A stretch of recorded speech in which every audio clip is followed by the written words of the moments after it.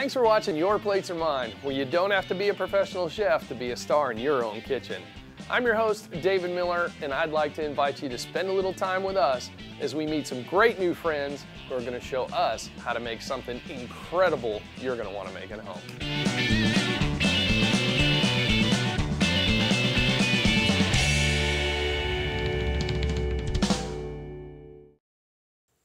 We're here in Springfield, Tennessee with Jane Corbin, owner-operator of Harris Aqua Farm, and we got something a little bit different today.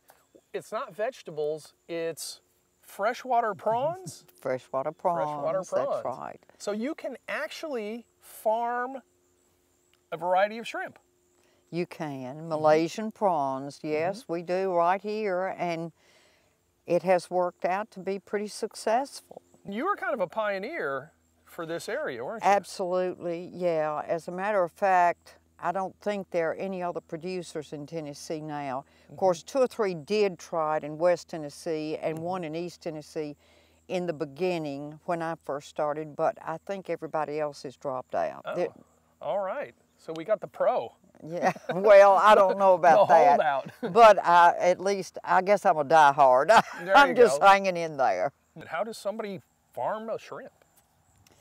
Well, of course, you have to dig the ponds first, and they're made on a grade so that at harvest time, about 80% of the shrimp come down with the water so that you don't have as many people in the pond. You order the juveniles from someone who has a hatchery and a nursery process, and then I'm the third step, the grow-out pond. Okay. And so they deliver them. You're on your own with them up to you, until, huh? That's exactly right. And because these are an acre pond, I get in the boat every day and distribute the feed because they do not come to the feed like fish do. They stay in the bottom. So this isn't a no-brainer where you just throw something in some water and come back later and you got a bunch of shrimp. Absolutely this requires some knowledge and some it does. Infrastructure.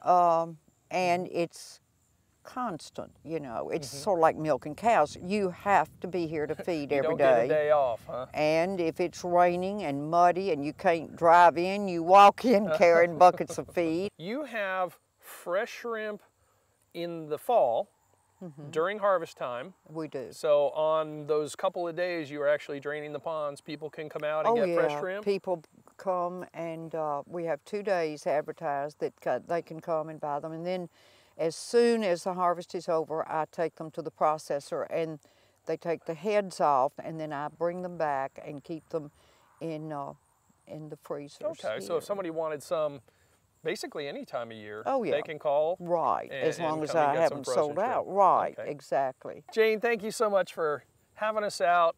Thank you teaching us for about coming. raising shrimp and showing your operation to us. Well, now I'm really excited because we're going to go back to town and meet up with Tammy Algood, who's going to show us how to cook some of these incredible freshwater prawns, and she's got some great recipes for us. So you're with Pick Tennessee Products. Yes. Tell us about that. Well, the whole program is designed to promote Tennessee producers of anything. Anything. So whether it is a Tennessee Christmas tree, or whether it's a Tennessee food product, or wine, or wood products, or meats, or horses. The whole program is designed to promote Tennessee. So it's 25 years old and going strong. I mean, it is, everybody's finally catching on to this local thing. Yeah. This show in particular, we're cooking with the freshwater prawns. Right. That we got from Jane Corbin up at Harris Aqua Farms. And I was amazed that you could get freshwater prawns, not shrimp, in Tennessee. I thought you had to be on the ocean. I know. We've got lots of little secrets like that we don't want to be secrets anymore. So that's the reason for the whole promotion, is to promote the website, get people to go to the website, make it one of their favorites. And the website is? p.1products.org. Okay. I love soup. So we're going to do the spicy prawn soup. Okay. You can use shrimp if you want to, but Jane Corbin's prawns really make this incredible. Okay, so what I'm going to do is I've got pretty high heat, and I've got 2 tablespoons of peanut oil. I like peanut oil better than vegetable oil sometimes just because it adds just a little bit more depth of flavor. Okay. The vegetable oil tends to get lost. Right, in so it's this. got a little richness to it. Exactly. So I'm just heating the oil, and I'm going to add to that some chopped fresh ginger. I'm just going to heat that in this, and I'm going to add some crushed red pepper, 3/4 of a teaspoon. What we're going to add to this now is some Tennessee wine. Tennessee wine? Yes. We're going to use Keg Springs Riesling. Okay. Keg Springs is in Hampshire, Tennessee. Hampshire, Tennessee, in case you want to go. This is just one of my favorite cooking wines of theirs. It's a Riesling. It's not too sweet. It's not too dry. Right. So it's right there kind of in the middle of the road. It's also, I'm going to add, half a cup or so. All right. You like sizzle. And what you want to do is just let this kind of cook down just a little bit. Right. Okay, so we've got this cooked down. Now we're going to add our chicken stock. Chicken stock. Okay, so I'll stir, you add. Looks like 6 cups. That's correct. And we're going to add that in here pretty slowly. There you go. There you go at first. Keep going. Now you can keep. Stop. Now you can do the whole thing. Okay. Okay. Now what we're going to do now is add 3/4 of a cup of long grain rice. Long grain rice. You can use white or brown, whichever one you want to do. But what we're going to do is just stir this in, and then we're going to cover it and let this cook for 20 minutes. 20 minutes, that the rice has plenty of time to cook. So cover it and wait 20 minutes. All right. The spicy prawn soup is doing the little hot tub thing on the stove for 20 minutes. Right. So we're going to make bacon wrapped prawn. Can anything be better than bacon wrapped prawns? No? No, All nothing. Okay. Okay, so here's what we're going to do. We're going to, I'm using not only our prawns from Jane, but we're using Tennessee bacon as well in this recipe. And we're going to serve this over Tennessee hominy. And you were telling me that you think hominy is going to be the next big thing. Yes, I do.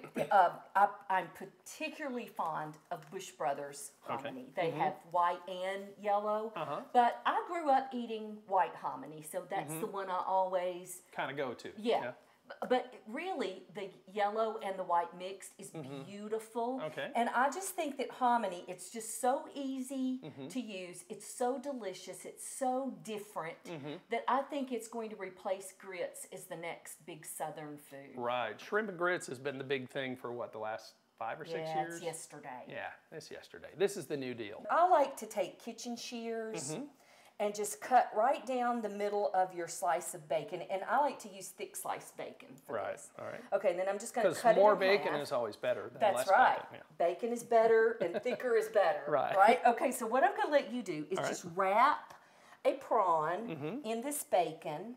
And it's like rumaki, but it's going to be better. Okay. Okay, so here's what let me show you what I do. All right, show you how you do it. Okay, what I do is I take the end of the bacon and I put it in the little crook, All right. so to speak, of the prawn. Inside the elbow, like so. That's right. And then just take it, and you know, we don't really care about the tail portion. What we care about is this portion, the meaty portion. Right. And then after it's wrapped, then you're going to put seam side down on the broiler rack. Really, really easy. Now, how are you doing? You're doing good. All right. You're doing good. Okay, and then what I've done is I've got 2 different kinds of bacon here. I've got a cherry smoked bacon. Wow. That's this one. And then I've just got regular bacon here. So we can do both kinds here. And again, just use a good pair of kitchen shears. David, do you have a good pair? Actually, I do. I love kitchen shears. The trick with kitchen shears is to just make sure that nobody uses them to like open mail. Yeah, okay, maybe I had a good pair of kitchen shears. What I really like about these... And I'd blame it on my wife, but it might have been me. In a pinch, it could have been. in a hurry, they that's were close. Why you hide them. Yeah. You hide them. But then I can't find them. Well, see. See, because I'm probably the one I have to hide them from. Yeah. What I like to do, and then sometimes I'll take 2 pieces of bacon if the bacon seems a little thin. Yeah. And really wrap it up here because you know this is what's flavoring your prawns. Right. Okay. So don't forget that. What I like about kitchen shears, I like to look for these that separate and come apart because stuff gets down in there. And even in the dishwasher. Much easier to clean. Exactly. So I like these that really come apart. Okay, then as you keep doing this, what I'm going to do is just sprinkle the outsides with just a little bit of garlic powder. Okay, don't use garlic salt.